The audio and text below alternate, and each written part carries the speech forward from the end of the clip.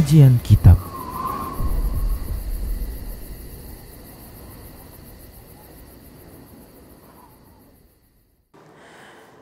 Assalamualaikum warahmatullahi wabarakatuh. Innal hamdalillah nahmaduhu wa nasta'inuhu wa nastaghfiruh wa na'udzu billahi min shururi anfusina wa sayyiati a'malina may yahdihillahu fahuwal muhtadi wa may yudlil falan tajida lahu waliyyan mursyida. Asyhadu an la ilaha illallah wahdahu la syarika lah wa asyhadu anna Muhammadan abduhu wa rasuluh alladzi la nabiyya ba'dah. Wa qala Allah Subhanahu wa ta'ala, ya ayyuhalladzina amanu taqullaha haqqa tuqatih wa la tamutunna illa wa antum muslimun. Wa qala azza man qala, ya ayyuhalladzina amanu taqullaha wa qulu qawlan sadida yuslih lakum a'malakum wa yaghfir lakum dhunubakum wa man yuti'illaha wa rasulahu faqad faza fawzan 'azima. Ya ayyuhan nasu taqu rabbakumul ladzi khalaqakum min nafsin wahidah wa khalaqa minha zawjaha wa batha minhuma rijalan katsiran wa nisaa'a wattaqullaha alladzi tasaaluna bihi wal arham innallaha kana 'alaikum raqiba. Amma ba'du, innastaqal hadithi kitabullah wa khairal hadi hadi Muhammad sallallahu alaihi wasallam wa syarrul umur muhdatsatuha wa kullu muhdatsatin bid'ah wa kullu bid'atin dhalalah wa kullu dhalalatin finnar. Kaum muslimin dan kaum muslimat dimanapun Anda berada, alhamdulillah kembali kita bertemu dalam ringkasan kitab Al-Qiyamatul Kubra. Yang lalu kita telah singgung terkait dengan hisab. Kemudian setelah hisab kita juga sudah bahas terkait dengan mizan. Pada kesempatan kali ini insya Allah kita akan bahas terkait dengan haud. Haud yaitu telaga yang diberi Allah Subhanahu wa ta'ala khusus untuk Rasulullah Sallallahu Alaihi Wasallam, di mana Rasulullah Sallallahu Alaihi Wasallam adalah orang yang pertama sampai di telaga tersebut. Beliau mengatakan, ana faratukum alal haud. Aku adalah orang yang pertama sampai di haud. Di mana haud ini ikhwah, yaitu telaga. Apabila ada seorang meminum air tersebut, maka dia tidak akan merasakan lagi kehausan selama-lamanya. Ikhwah rahimanallah wa iyyakum.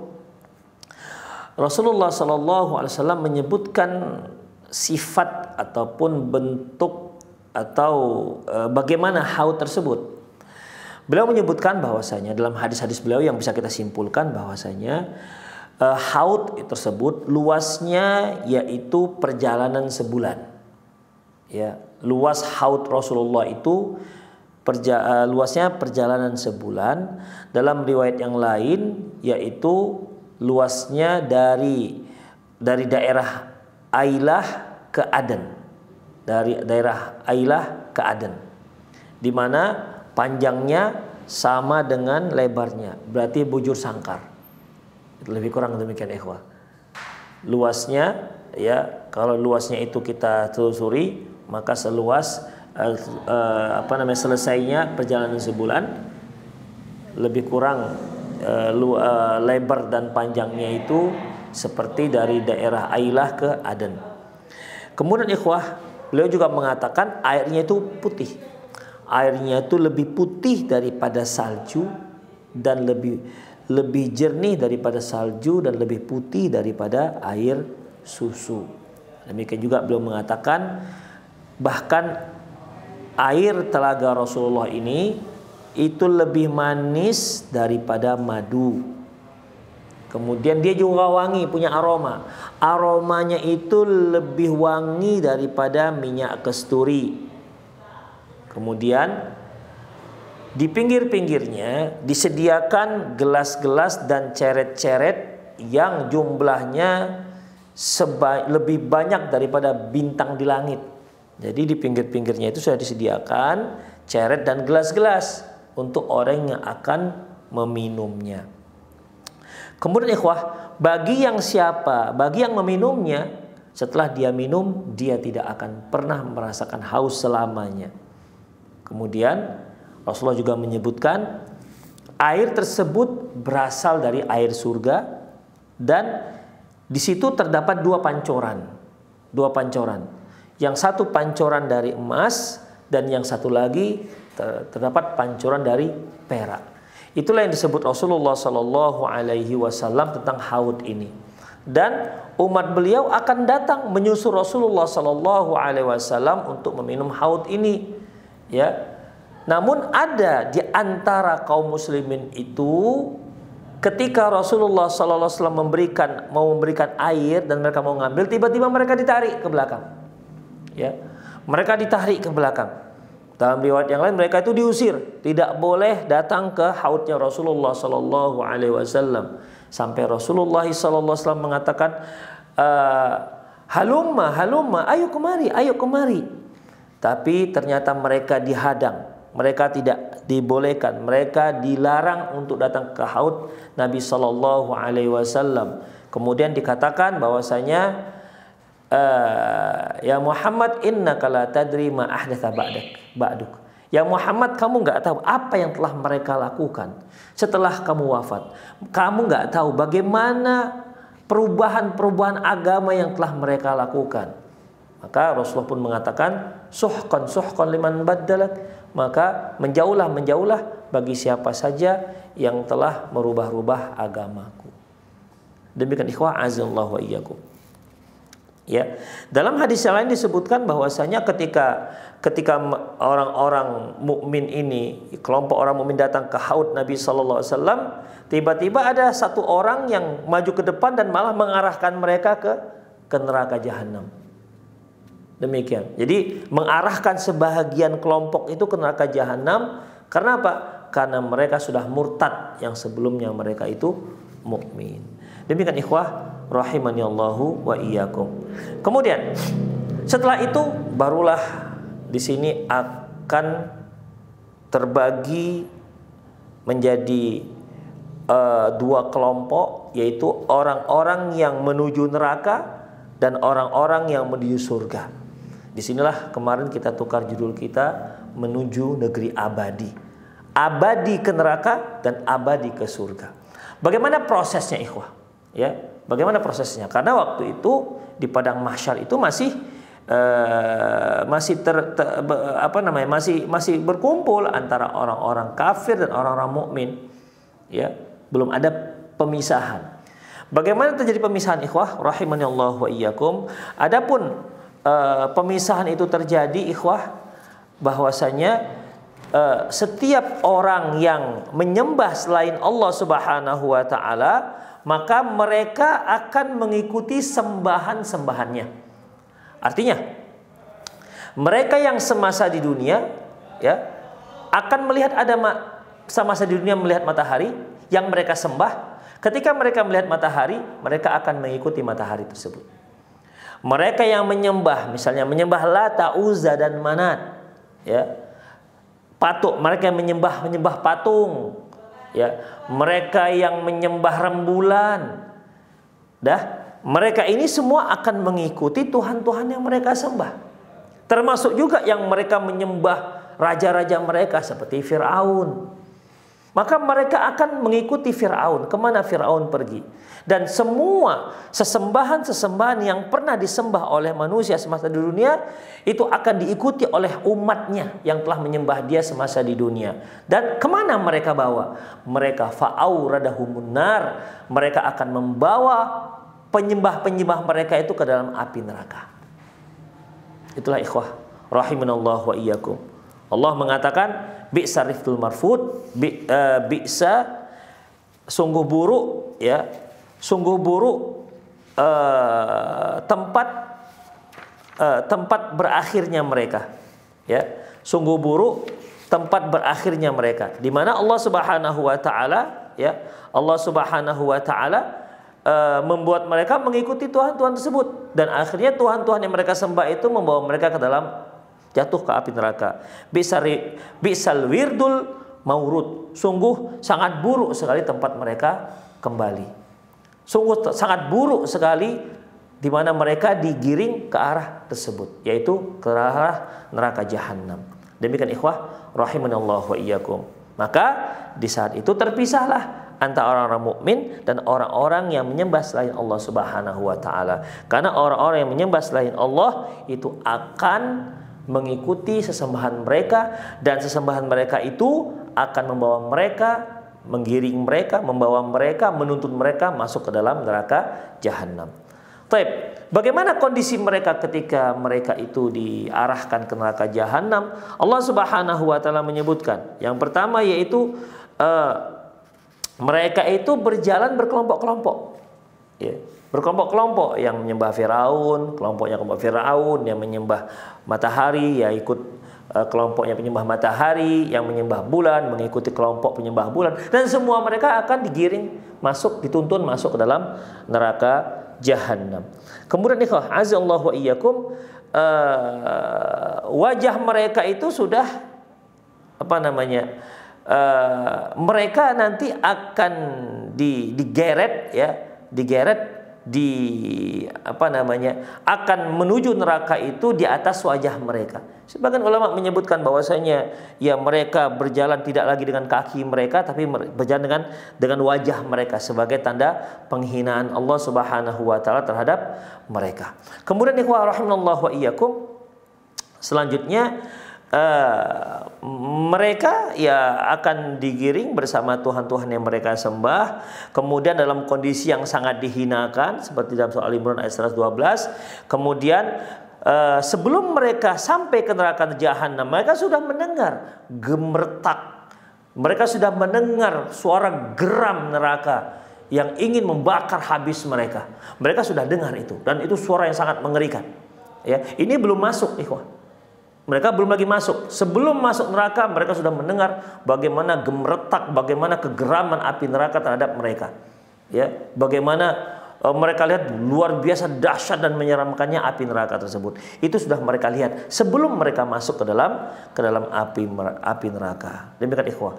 Ketika mereka sampai ke neraka, maka hanya satu yang mereka pikirkan, bagaimana kepingin balik ke dunia, ya, kepingin untuk kembali ke dunia. Kemudian ikhwah rahimanallahu wa iyyakum, walau tara idh wuqifu 'alan nar, kalau kamu lihat bagaimana mereka itu berdiri di dekat neraka tuh, sudah mau masuk neraka. Qalu ya laitana nuraddu wa la nukadziba bi ayat rabbina. Wahai seandainya kami kembali ke dunia dan kami tidak akan lagi pernah mendustai ayat-ayat Allah Subhanahu wa taala, wa nakuna minal mu'minin, dan kami akan menjadi orang-orang mukmin. Tapi itu hanyalah harapan yang tidak akan mungkin bisa mereka dapati, karena di hadapan mereka sudah ada api neraka. Demikian ikhwah azinallahu wa iyyakum. Kemudian setelah itu barulah mereka disuruh untuk masuk ke dalam api neraka, ya, dan mereka pun dibakar dalam api neraka. Itulah yang terkait dengan yang terkait dengan orang-orang yang menyembah selain Allah Subhanahu wa taala. Kemudian ikhwah azinallahu wa iyyakum, maka akhirnya tersisalah orang-orang mukmin, ya, dan di dalamnya ada orang-orang munafik serta orang-orang ahlul kitab yang menyembah Nabi Isa, yang menyembah Uzair, seperti yang Allah sebutkan dalam surat Taubah, wa qalatil yahud Uzair ibnullah wa qalatin nasara al-masih ibnullah. Orang Yahudi mengatakan Uzair anaknya Allah, orang Nasrani mengatakan Al-Masih anaknya Allah, dan mereka menyembah ya dua orang ini. Ini bagaimana ikhwah? Apakah nanti memang Uzair adalah notabene seorang yang soleh juga akan masuk neraka gara-gara ada orang yang menyembah dia? Apakah Nabi Isa alaihissalam juga akan menuntun mereka masuk ke neraka? Akhirnya Nabi Isa masuk neraka gara-gara ada orang yang menyembah dia, padahal dia mengingkari penyembahan tersebut. Allah mengatakan anta qulta linnasi takhiduni wa ummi ilahai min dunillah. Benar ya Isa, kamu yang suruh umatmu supaya menyembah dirimu dan ibumu. Kata Nabi Isa, enggak, ya, aku tidak mengatakan kepada mereka kecuali apa yang telah engkau suruhkan kepadaku. Jadi sama sekali Nabi Isa berlepas diri dengan orang-orang Nasrani yang menjadikan dia sebagai Tuhan ataupun anak Tuhan yang mereka sembah. Lantas apakah gara-gara mereka ini Nabi Isa akhirnya juga ikut masuk neraka gara-gara mereka? Tidak, ikhwah. Jadi bagaimana? Dua pendapat ulama di sini. Pertama, ya, malaikat Zabaniyah, malaikat neraka akan menjelma menjadi Uzair dan menjelma menjadi Isa ibnu Maryam. Akhirnya para penyembah-penyembah itu akan mengikuti mereka dan akhirnya masuk ke dalam api neraka. Yang kedua, pendapat kedua yaitu Allah akan jadikan syaitan berbentuk Uzair dan syaitan berbentuk Nabi Isa alaihissalam. Akhirnya para penyembah-penyembah itu akan mengikuti mereka masuk ke dalam api neraka. Bukan Uzairnya dan bukan Nabi Isanya, karena ini adalah dua orang soleh, ya. Karena ini adalah dua orang soleh. Seperti kaum Nabi Nuh, mereka kan menyembah lima patung. Di mana patung itu, ya, patung itu pada asalnya adalah 5 orang soleh. Wadda, Suwa, Yaghuth, Ya'uq, Nasra. Ada 5 orang, 5 nama. Ini adalah awalnya orang-orang soleh. Tapi kemudian setan membisikkan kepada mereka supaya membuat patung mereka sebagai mengingat jasa-jasa mereka, kepiawaian mereka, ya. Hingga akhirnya ketika berganti zaman, berganti generasi, akhirnya anak-anak cucu-cucu mereka tidak paham bahwasanya nenek moyang mereka itu membuat patungnya bukan untuk disembah, tapi akhirnya cucu-cucu mereka menyembahnya. Demikian. Lantas apakah gara-gara generasi yang tidak mengerti yang menyembah mereka, padahal mereka adalah orang soleh, gara-gara mereka disembah lantas mereka juga masuk neraka? Enggak demikian. Mereka orang-orang soleh, mereka akan bergabung dengan orang-orang mukmin. Ya. Adapun yang mereka ikuti nanti adalah setan-setan atau malaikat Zabaniyah yang Allah serupakan seperti Wad, seperti Suwa, Ya'uq, Nasra. Itulah yang akan menggiring mereka masuk ke dalam api neraka. Adapun Wad dan Suwa, Ya'uq, Nasra sendiri itulah orang soleh, mereka akan tetap bergabung bersama orang-orang mukmin. Itulah ikhwah rahimanallahu wa iyyakum. Maka akhirnya terpisahlah antara orang-orang mukmin yang di dalamnya ada orang munafik dan dengan orang-orang ahli kitab yang menyembah selain Allah Subhanahu wa taala.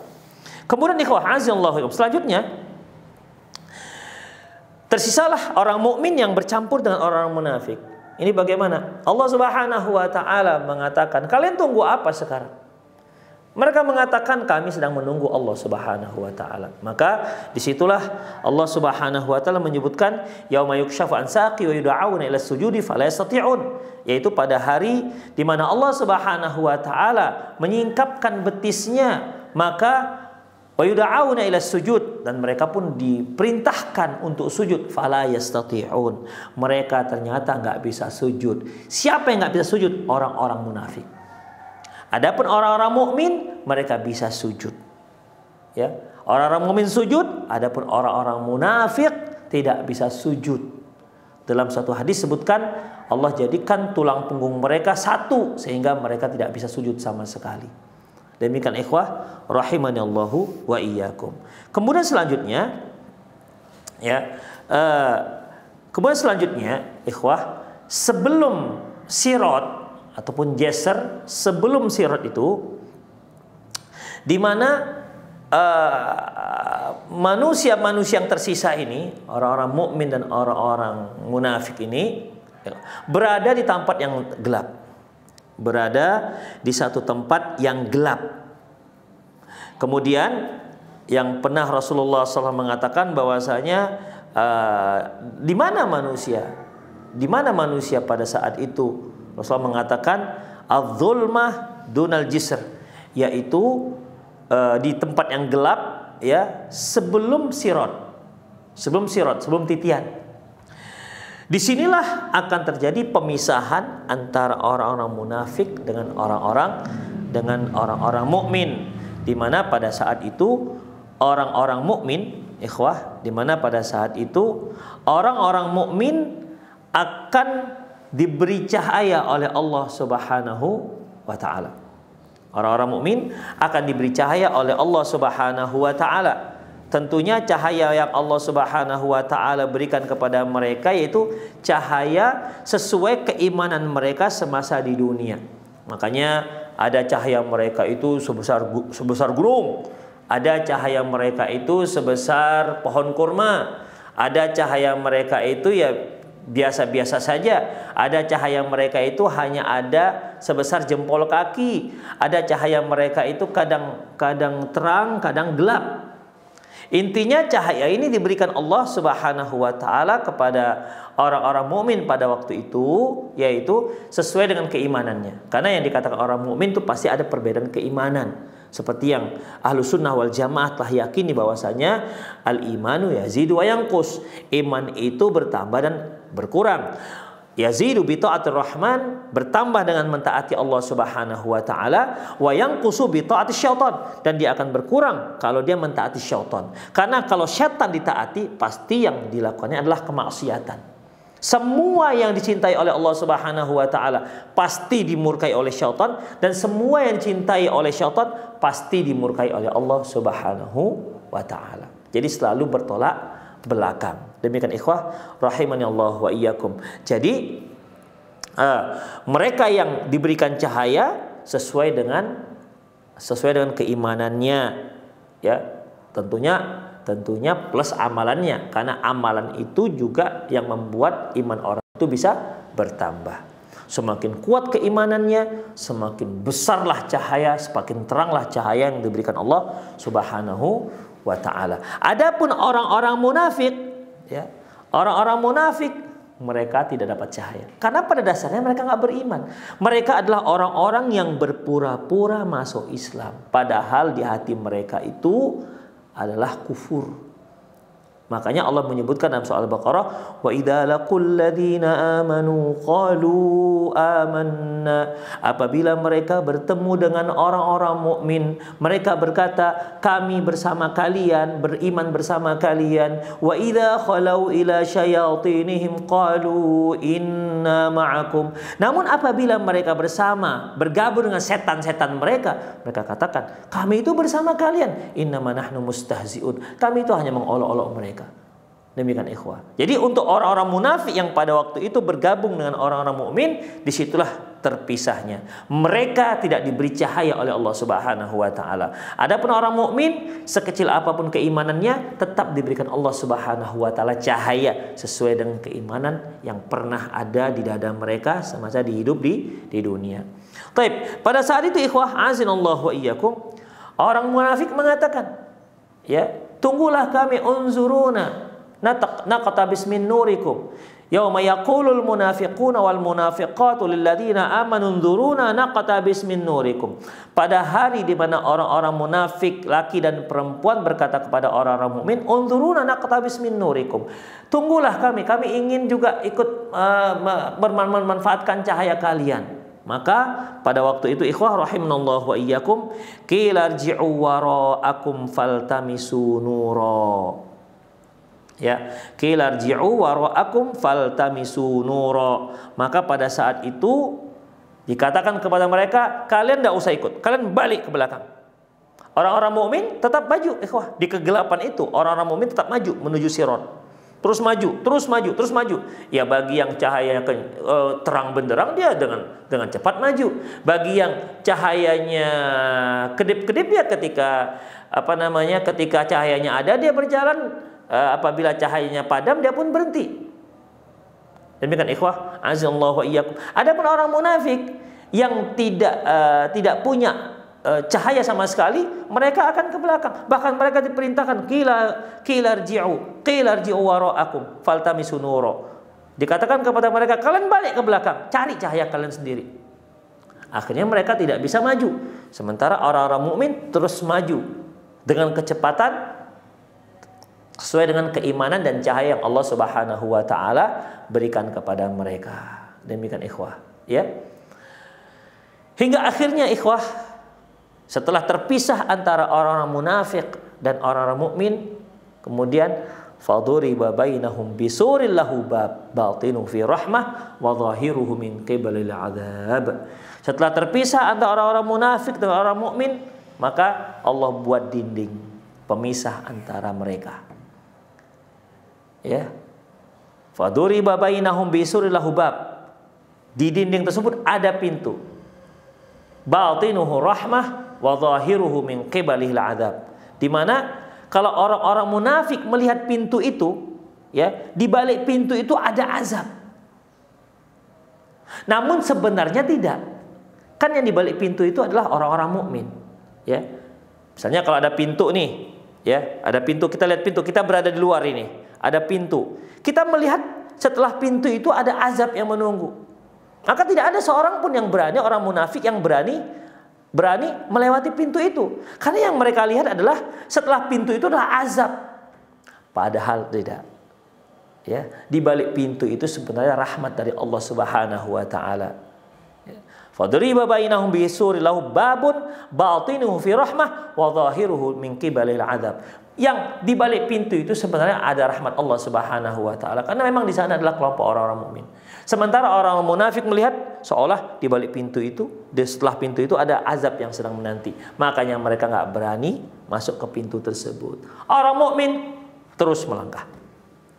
Ya, orang mukmin terus melangkah. Ikhwah rahimallahu, sehingga terpisahlah orang-orang munafik dan orang-orang mukmin. Disinilah kemudian orang munafik digiring masuk ke dalam api neraka. Tersisalah orang-orang mukmin sesuai dengan keimanan yang pernah mereka imani semasa di dunia. Itulah ikhwah rahimanallahu wa iyyakum. Jadi gimana? Tinggallah fase terakhir, yaitu berarti orang-orang kafir sudah masuk neraka. Ahlul kitab yang menyembah nabi mereka sudah masuk neraka dengan kaifiat yang telah kita sebutkan tadi. Terakhir orang munafik sudah masuk neraka, sisalah orang-orang mukmin. Orang-orang mukmin inilah, ya, yang akan meniti sirat, ya. Orang-orang mukmin inilah yang akan meniti sirat yang disediakan oleh Allah Subhanahu wa taala. Sirat ini ikhwah rahimani Allah wa iyyakum, ya, Rasulullah menyebutkan yaitu kahaddis saif. Sirat ini sangat tajam, tajamnya setajam pedang. Dahdun muzillatun, yang sangat licin, ya, yang sangat licin.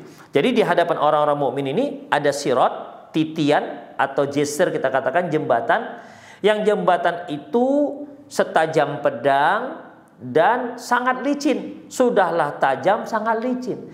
Yang logika kita tidak akan mungkin ada yang mau melewatinya. Tidak akan ada yang bisa melewatinya. Taib. Namun ini kan masalah gaib, ikhwah. Rahimani Allah wa iyyakum. Kalau Allah katakan bisa, ya sudah selesai. Demikian ikhwah. Dan orang-orang mukmin akan melintasinya, ikhwah. Orang-orang mukmin yang melintasinya, ada yang melintasinya itu cepat, bagaikan angin kencang. Wus. Ya. Ada yang tarfatal ain, sekejap mata, udah sampai. Ya. Ada yang kecepatannya bahkan orang yang berlari kencang. Ada bagaikan orang yang berlari secepat kuda. Ada yang berjalan, ya. Ada lari kencang, ada yang berjalan. Ikhwah, ada yang berlari kencang, ya, sampai debu. Biasanya kalau kita lari di debu, itu kan sampai naik debunya, menunjukkan saking kencangnya. Tapi kalau kita berjalan kan nggak begitu naik debu. Jadi dengan banyaknya debu menunjukkan dia kencang larinya. Ada yang lari kencang, ada yang berjalan. Demikian ikhwah rahimanallahu wa iyyakum. Ada lagi ikhwah azinallahu wa iyyakum, yaitu ada yang sampai tergantung tangannya satu, yang satu lepas, kemudian pakai lagi, lepas lagi, begitu. Ada yang jatuh bangun, la haula wala quwata illa billah. Itulah dia. Ada yang sampai jatuh bangun, ada yang sampai tergantung-gantung. Kemudian watusibu jawanibihi annar, di mana bagian kiri kanan tubuh mereka sudah dibakar api neraka. Itulah ikhwah rahimanallahu wa iyyakum. Ya. Jadi kalau kita logikakan, jembatannya ataupun titiannya itu setajam pedang. Sementara ada yang berjalan, ada yang berlari, ada yang bagaikan angin kencang, ada yang bagaikan kuda yang kencang. Tentu yang kencang ini akan menyalip yang lambat. Makanya sebagian orang mengatakan, loh gimana, nggak mungkin kalau seandainya jembatan itu setajam pedang, gimana nyalipnya? Demikian. Bahkan orang jalan pun nggak mungkin. Kita tahu tapak kaki kita sebesar apa. Terus setajam pedang, gimana dia akan lewat? Tentu begitu melangkah akan jatuh. Demikian. Ini logika kita. Ya, ini logika kita. Ikhwah rahimanallah wa iyyakum. Ini sudah masalah gaib. Ya, masalah gaib. Bagaimananya kita serahkan pada Allah Subhanahu wa taala. Yang terpenting bagi kita adalah untuk meyakini bahwa itu adalah benar. Ya, meyakini bahwasanya hal itu adalah benar adanya. Karena hadis-hadis yang terkait dengan masalah ini adalah hadis-hadis yang sahih, ya. Hadis-hadis yang sahih dari Rasulullah Sallallahu Alaihi Wasallam. Dan sebenarnya kalau kita bicara masalah gaib, banyak hal-hal gaib yang memang kalau kita bisa kita katakan hampir semuanya itu tak masuk akal. Tapi ingat ikhwah, sesuatu yang tak masuk akal kita, ini sering saya ulang-ulang dalam kaidah memahami masalah gaib. Sesuatu yang tak masuk akal kita, ingat, bukan berarti dia mustahil. Kalau mustahil ini kan sesuatu yang tak mungkin terjadi. Demikian ikhwah. Ya, tentu ini keliru. Banyak hal, bukan hanya masalah gaib ikhwah, masalah dunia kita ini saja. Banyak hal di mana tak masuk akal kita, tapi masuk di akal orang. Seperti misalnya di HP ini, nih, kita HP ini ada layar. Yang 20 tahun lalu tidak ada layar-layar sentuh seperti ini. Semuanya main tombol. Sekarang pakai layar sentuh, tidak ada lagi tombolnya sudah. Ya. Tip, masuk akal kita enggak ketika kita pegang layarnya, dia pun akhirnya beraksi, begitu kan? Ada responnya, kemudian kita bisa lihat wajah teman kita ketika kita video call. Coba, masuk akal Anda enggak? Gimana tuh cara kerjanya? Tapi kan kalau kita lihat ada di depan nyata, depan kita. Walaupun kita juga nggak masuk akal. Bagi kita nggak masuk akal ini gimana caranya. Coba bayangkan, apa ilmu kita sampai mana, sampai sana apa tidak. Tapi bagi ilmuwan, bagi saintis, bagi mereka masuk akal. Karena mereka yang buat. Mereka punya hitung-hitungan sehingga muncul seperti ini. Demikian ikhwah, rahimanallah wa iyyakum. Ya, itu masalah dunia. Banyak masalah dunia yang tak masuk akal kita, tapi masuk akal orang. Demikian. Rahimanallah wa iyyakum. Kita berikan contoh sajalah, kalau seandainya kita berikan soal misalnya masalah akar 6.000. Nah, ini kan masuk akal. Coba tanyakan soal ini kepada anak TK. Ya nggak masuk akal dia. Itulah ikhwah. Jadi sekali lagi ikhwah, masalah dunia saja banyak yang tak masuk akal kita tapi masuk akal orang lain. Karena ilmu mereka lebih tinggi dalam bidangnya. Apalagi apalagi terkait dengan masalah ilmu gaib. Jadi sesuatu yang tak masuk akal kita atau yang belum bisa kita cerna, itu bukan berarti mustahil. Kalau kita katakan mustahil, berarti kita harus mengingkari hadis-hadis sahih ini. Ah, mustahil, tidak ada itu sirat yang tajamnya setajam pedang. Kenapa? Gak mungkin bisa lewat. Jangankan kencang, menapak saja tidak bisa. Itu kalau akal kita sekarang, ikhwah. Makanya jangan gunakan agama itu dengan andalan Anda itu akal. Lau kana dinu birra'i lakana asfalul ka'bain, lakana asfalu khuffain aula bil masih min a'lahuma. Seandainya agama itu patokannya hanya akal, tentu khuf itu lebih utama diusap bagian bawah daripada usap atas, bagian atas. Walakinni ra'aitu Rasulullah yamsahu ala khufai. Tapi aku melihat Rasulullah mengusap bagian atas. Ya, yang namanya yang kotor itu kan bagian bawah, bukan bagian atas. Kenapa yang diusap malah bagian atas? Itu ikhwah. Itu salah satu contoh. Ya, salah satu contoh. Masalah beruduk misalnya. Kita beruduk, kemudian kita buang angin. Batalah wudhu kita. Terus yang kita basuh yang mana? Apakah ada terkait dengan yang tempat buang angin? Tidak ada sama sekali. Yang kita basuh wajah, tangan, usap kepala, kaki. Sama sekali tempat keluar anginnya, penyebab batalnya itu juga tidak ada kita sentuh sama sekali. Itu nggak masuk akal kita kan? Demikian. Tapi itu syariat. Ya, itu syariat. Makanya ikhwah dalam masalah ini, ya kita diwajibkan untuk beriman kepada apa yang dikatakan Rasulullah Sallallahu Alaihi Wasallam. Jangan katakan itu mustahil karena Anda belum melihatnya. Anda belum melihatnya. Seperti ikhwah yang pernah kita singgung. Ketika nyawa itu dicabut oleh Allah Subhanahu wa taala, kemudian dibawalah ke langit. Kalau yang mukmin sampai ke langit ke-7, dituliskan dia dalam kitab Illiyin. Kalau orang yang kafir maka tidak bisa masuk ke langit, maka dicampakkan rohnya, sehingga kemudian dikembalikan rohnya ke jasadnya. Kalimat kembali berarti jasadnya semula. Ketika jasad tempat keluarnya roh. Kemudian jasadnya ini yang sudah dikebumikan, datanglah 2 malaikat syadidun tihar yang sangat kuat bentakannya, azrakan aswadan yang warnanya hitam kebiru-biruan, ya warna dongker lah kita katakan. Kemudian fayujlisani, maka 2 malaikat ini pun menyuruh dia untuk duduk. Nah, itu kalau kita pikir-pikir, kembali ke jasadnya. Berarti jasad tempat roh yang pertama. Dia adalah jasad kita sekarang karena dikembalikan. Bukan ditiupkan lagi, tapi dikembalikan.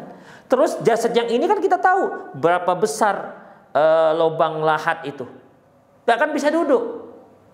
Tapi roh itu dikembalikan di sana. Kemudian disuruh duduk. Nah, ini kan udah gak masuk akal kita, ikhwah. Tapi ingat, gak masuk akal kita bukan berarti mustahil. Karena ini sudah alamnya alam barzah. Demikian. Jadi jangan ada yang coba-coba letakkan kamera, gimana ya kira-kira mayatnya duduk. Ya usah. Ya gak perlu itu. Demikian ikhwah, rahimanallahu wa iyyakum. Baik. Kembali ke pembahasan kita. Di mana orang-orang mukmin itu akan melintas, yang bagus imannya akan melintas dengan kencang, yang lemah imannya dia akan berjalan atau bahkan ada sampai tergantung-gantung. Dan sirat itu adalah sangat tajam, ya sangat tajam bagaikan pedang, setajam pedang. Kemudian sirat itu licin, ya juga licin. Itulah yang harus dilalui oleh orang-orang mukmin. Demikian ikhwah, rahimanallah wa iyyakum. Ada yang sampai bergantung-gantung, pokoknya bertahan. Dan perlu kita ketahui ikhwah, Rasulullah juga sebutkan bahwasanya di sebelah kiri dan kanan ini, di sebelah kiri dan sebelah kanan sirat ini ada kalalib, gancu-gancu, ya, pengkait-pengkait yang kata Rasulullah SAW menyebutkan kasyauki sa'dan, seperti duri pohon sa'dan. Nah, itu nanti akan menyantoli manusia. Orang-orang mukmin yang memang layak masuk neraka dicantol dengan dia, dimasukkan neraka. Demikian, berarti dia belum layak masuk surga pada saat itu. Demikian. Mereka orang-orang mukmin yang banyak dosa, yang belum diampuni oleh Allah Subhanahu wa taala, akan dicantol, masukkan dalam api neraka. Nanti satu saat nanti dia akan keluar dari neraka. Demikian ikhwah, rahimanallahu wa iyyakum. Kemudian fa idza khalasu, apabila orang-orang mukmin yang memang akhirnya selamat, ya, orang-orang mukmin yang akhirnya yang selamat melintasi titian ini, apa kata mereka?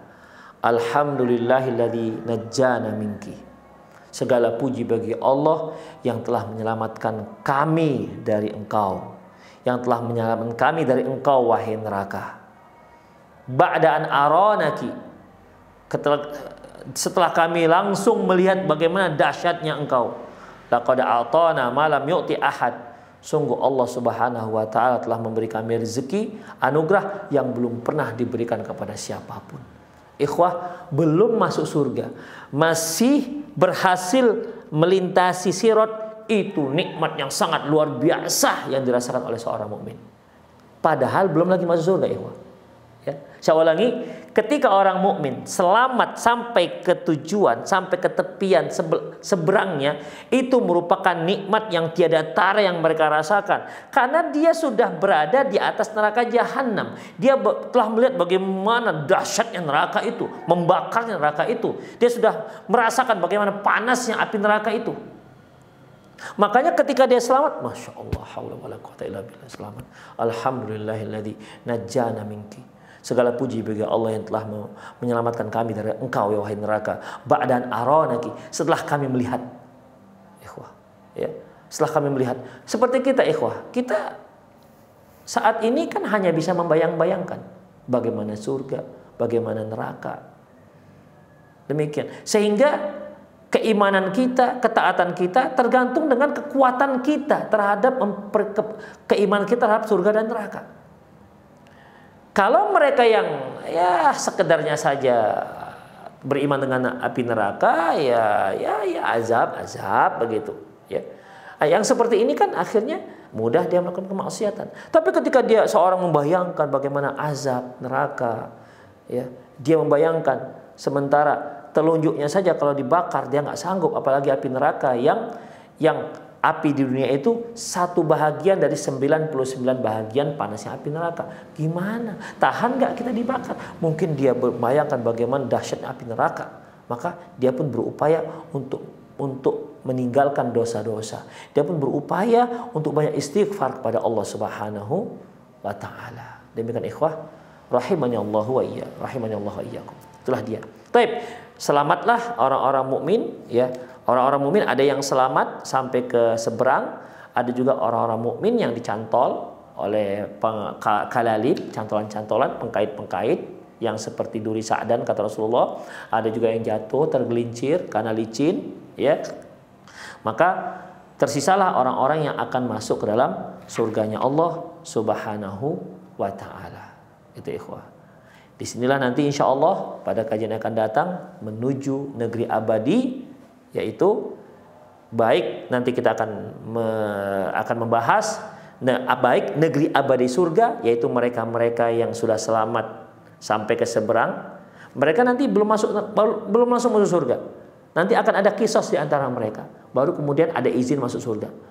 Dan bagaimana juga dengan nasib orang-orang yang sudah masuk dalam neraka. Baik orang-orang yang tadinya digiring bersama Tuhan-Tuhan yang mereka sembah selain Allah, maupun orang-orang ahli kitab yang mengikuti nabi yang mereka sembah. Demikian juga terakhir orang munafik. Ini bagaimana nasib mereka di neraka? Bagaimana perjalanan mereka setelah mereka masuk ke neraka? Bagaimana azab yang menanti mereka? Bagaimana dahsyatnya azab mereka? Insya Allah akan kita bahas. Demikian juga orang yang berhasil melewati jembatan. Bagaimana kisah mereka setelah itu? Ya, bagaimana kisah mereka setelah itu? Apakah langsung masuk surga atau ada hal-hal yang lain yang perlu diceritakan oleh Rasulullah SAW? Dan bagaimana pula ada yang disebut dengan Ashabul A'raf? Ya, Al-A'raf itu merupakan satu tempat antara surga dan neraka. Bagaimana pula kisah mereka ini? Ya. Insya Allah kan kita lanjutkan pada buku yang berikutnya dengan kita beri judul Menuju Negeri Abadi. Abadi surga atau abadi di neraka. Insya Allah kita akan ambil dari kitab Al-Jannat wan Nar yang juga ditulis oleh Syekh Profesor Dr. Umar Sulaiman Abdullah Al-Ashqar. Insya Allah. Alhamdulillah selesailah kita merangkum kitab Al-Qiyamatul Kubra yang lebih kurang telah kita kaji hampir 2 tahun, ya, hampir 2 tahun atau mungkin tahun setengah. Semoga Allah Subhanahu wa taala mengampuni dosa penulisnya, mengampuni dosa kedua orang tuanya, dan semoga kitab ini bermanfaat untuk orang-orang mukmin dan kaum muslimin. Demikian aku qouli hadza wa astaghfirullah li wa lakum wa lisal muslimin innahu wal ghafurur rahim. Nah, syukran jazakumullahu khairan wa barakallahu fiik Ustaz atas penyampaian materi dan nasihatnya pada kesempatan pagi hari ini. Selanjutnya bagi Anda yang ingin bertanya seputar pembahasan pada kesempatan pagi hari ini, Anda dapat bertanya melalui line telepon di 0218236543 atau melalui pesan singkat di 0819896543. Pertanyaan pertama akan kita angkat terlebih dahulu dari layanan telepon. Halo.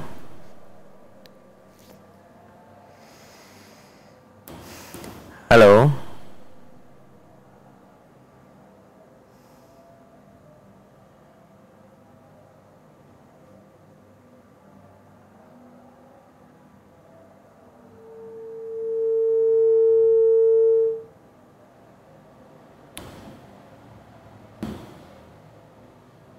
Nampaknya terputus.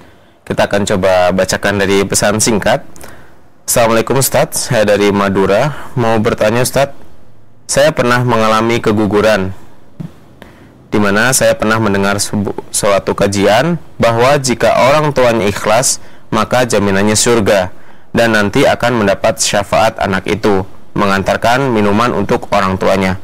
Pertanyaannya, kalau anak itu sudah di surga dan ternyata orang tuanya punya anak lagi, apakah orang tuanya tetap bertemu dengannya? Apakah bukan termasuk tidak ikhlas karena punya anak lagi? Silakan Ustaz. Para pemirsa rahimani Allah wa iyyakum, mengenai wanita yang memiliki anak dan meninggal, baik meninggalnya ketika masih dalam janin maupun meninggalnya ketika sudah lahir dan meninggal sebelum balik, ya. Rasulullah Shallallahu Alaihi Wasallam memberitahukan hal ini kepada kaum wanita. Ceritanya, kaum wanita berkata kepada Rasulullah, "Ya Rasulullah, sesungguhnya kaum laki-laki itu sudah Anda memberikan kajian untuk mereka. Maka tetapkanlah untuk kami satu jadwal khusus untuk kami." Akhirnya Rasulullah Shallallahu Alaihi Wasallam menetapkan satu jadwal kajian khusus untuk ibu-ibu, untuk ibu-ibu kota Madinah pada waktu itu. Akhirnya ditentukanlah satu jadwal, ya, dan satu tempat, dan di saat itu Rasulullah Shallallahu Alaihi Wasallam menyebutkan tentang satu pernyataan di mana beliau katakan, tidaklah seorang wanita memiliki 3 orang anak yang belum balik, 3 orang anak yang meninggal yang belum balik, kecuali itu akan menjadi hijab antara dia dan neraka. Jadi kalau ada seorang muslim punya 3 orang anak meninggal belum balik, maka itu akan menjadikan hijab antara dia dan api neraka. Artinya dia tidak akan dibakar oleh api neraka. Kemudian salah seorang sahabiah bertanya, bagaimana kalau 2 ya Rasulullah? Beliau katakan 2 juga, ya, 2 juga. Namun si sahabiah ini ingin bertanya, sebenarnya aku ingin bertanya bagaimana kalau 1? Tapi nggak mereka tanyakan karena malu, ya. Mungkin kalau kami tanyakan 1, beliau juga mengatakan 1, demikian. Tapi nggak ditanyakan. Jadi pernyataan Rasulullah SAW itu berakhir dengan 2. Ya, semoga 1 juga seperti itu. Demikian ikhwah. Itulah hadisnya. Dalam hadis yang lain disebutkan bahwasanya ketika Allah Subhanahu wa taala melihat anak-anak muslim yang meninggal sebelum balik, Allah mengatakan, "Kalian ngapain di luar surga? Sana masuk surga." Apa kata mereka? "Belum, enggak ya Allah, kami menunggu ayah-ayah kami, menunggu orang tua kami." Ini anak-anak yang meninggal sebelum balik. "Kami menunggu orang tua kami." "Ya sudah, jemput orang tua kalian." Akhirnya mereka jemput orang tuanya, dan Allah kata, "Udahlah, masuk kalian dan orang tua kalian masuk surga." Itu keistimewaan apabila ada orang tua yang memiliki 3 orang anak yang meninggal dunia belum balik dan 2 orang anak yang belum balik, ataupun 1, insya Allah, walaupun tidak dijelaskan dalam hadis. Hadis hanya menyebutkan hanya sampai 2. Semoga Allah Subhanahu wa taala juga memasukkan yang meninggal 1 orang anak sebelum balik juga termasuk dalam ini. Semoga, ya, semoga. Demikian ikhwah rahimanallahu wa iyyakum. Itulah dia terkait dengan masalah anak yang meninggal. Jadi bukan hanya keguguran, tapi bahkan kalau yang sudah lahir, intinya yang belum balik, meninggal belum balik, maka dia akan menjadi hijab antara dia dan api neraka. Ada lagi yang menyebutkan dalam hadis, dia akan mengikat orang tuanya dengan tali pusatnya, tali plasentanya, untuk dibawa masuk ke dalam surga. Demikian. Allahu a'lam bishawab. Naam. Jazakumullah khairan Ustaz, wabarakatuh fiik atas jawabannya, semoga bermanfaat bagi penanya. Masih akan kita bacakan dari pesan singkat. Assalamualaikum warahmatullahi wabarakatuh. Afwan izin bertanya Ustaz, apakah ketika kita berhutang semasa hidup, maka nasib kita tergantung antara bumi dan langit? Tolong pencerahnya Ustaz. Jazakumullah khairan. Silakan Ustaz.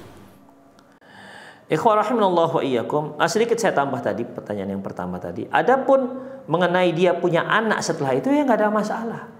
Ya, karena hitungannya adalah hitungan anak yang sudah meninggal. Dia punya anak setelah itu nggak ada masalah, ikhwah. Jadi bukan berarti seorang yang meninggal anaknya kemudian dia punya anak lagi setelah itu lantas dia dinyatakan orang yang tidak rela dengan anak yang sudah meninggal. Enggak, itu bukan suatu hal yang harus, enggak. Demikian. Tidak ada hubungannya ya dengan ketidakrelaan. Jadi bagi yang sudah meninggal punya anak 3 kemudian meninggal, kemudian dia punya anak lagi setelah itu, ya suatu hal yang lumrah. Tidak berarti itu sebagai tanda dia tidak rela dengan meninggalnya anak tersebut. Demikian. Baik. Adapun pertanyaan yang kedua, apa tadi, akhi?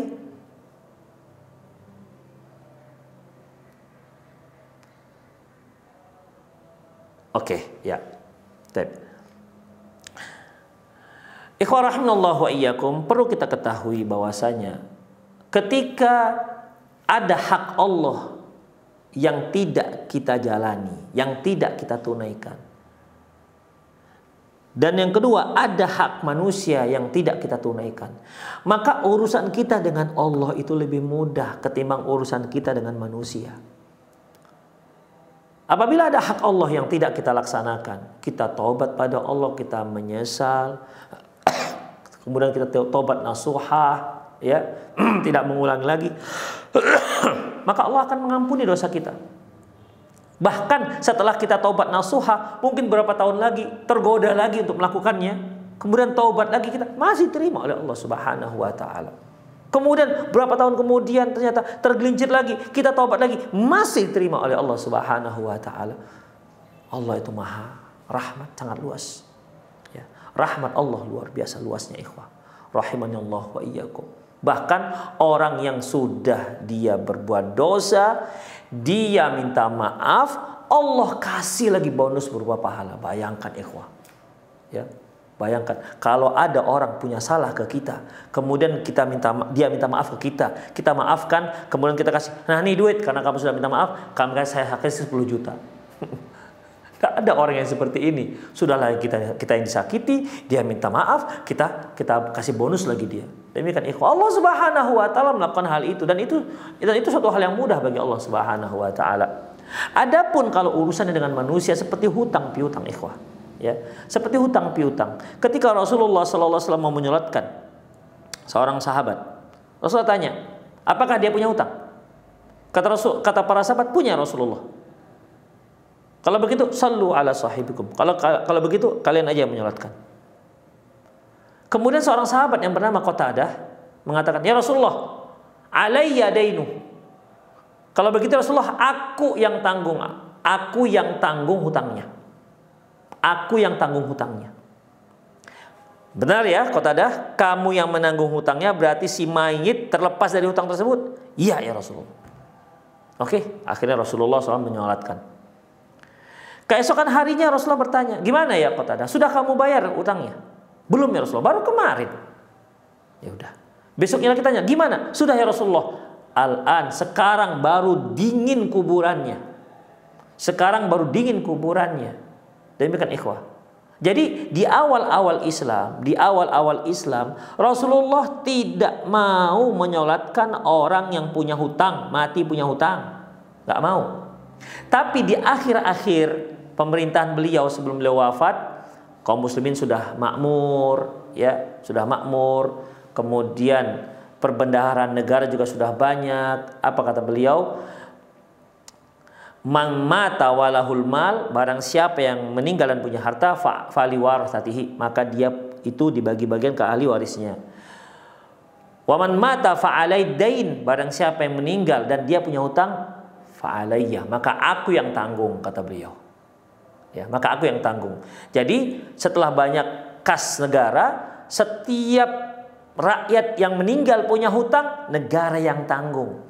Makanya Rasulullah pada saat kondisi seperti ini, sudah bagus makmur seperti ini, Rasulullah selalu menyolatkan para sahabat yang meninggal punya hutang. Kenapa? Negara yang tanggung. Jadi dalam negara Islam itu, hutang rakyat itu negara yang tanggung. Setiap rakyat yang meninggal punya hutang nggak dia? Berapa juta? Oh, negara yang tanggung. Negara yang melunaskan. Demikian ikhwah rahimanallah wa iyyakum. Jadi dalam masalah ini yang meninggal sementara punya hutang, ya, punya hutang, maka kuburannya akan panas karena hutangnya belum dibayar. Terkecuali kalau dia sudah berupaya untuk membayar hutangnya, tapi qadarullah masyafa'ala, belum sanggup membayarnya, dia sudah meninggal dunia. Tentu Allah Subhanahu wa taala yang tahu tentang kondisi hamba tersebut. Tidak mungkin Allah mengazab seseorang sesuatu yang memang dia tidak sanggup melakukannya. Tapi bagi yang sanggup membayarnya tapi masih menundanya, matalul ghani zulmun.